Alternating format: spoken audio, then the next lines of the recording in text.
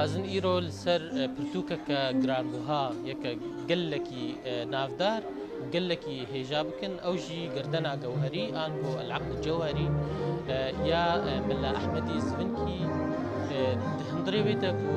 شیرۆڤە و وەرگەرە دیوانە ملای جزیری کردە ئە پرتوکەهان ji beriya zêdeyî 5 salî hatî çapkirin heta îro ro tê xwendin tê destxistin ji alî xwînera ve ev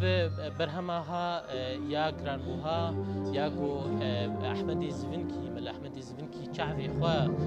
ji bo xatirê wê na temrandiye îro ro di weşanxaneya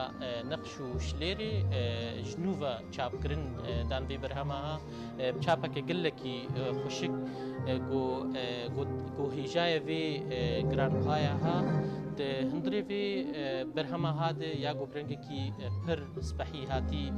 çapkirin heman dîwana ya beriya 5-6 salî hat çapkirin heman kwalîtî heman reng danê de û tiştekî zêdetir jî ku pêşgotinek jêr hatîn dîsantin li ser kar û xebata ya Mela Ehmedê Zivînkî ya gelekî balkêş li ser vê berhemaha kiriye Melayê Cezîrî heger wîna dîwana herî xurt herî bedew di wêjeya Kurdî de Kurmancî de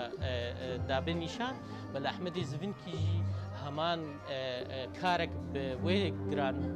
wê giranbûnê şîrove û werger ji bo vê berhemaha kiriye û hem gelek karê dî jî kirine wek em bêjin bê ev destnivîsê ê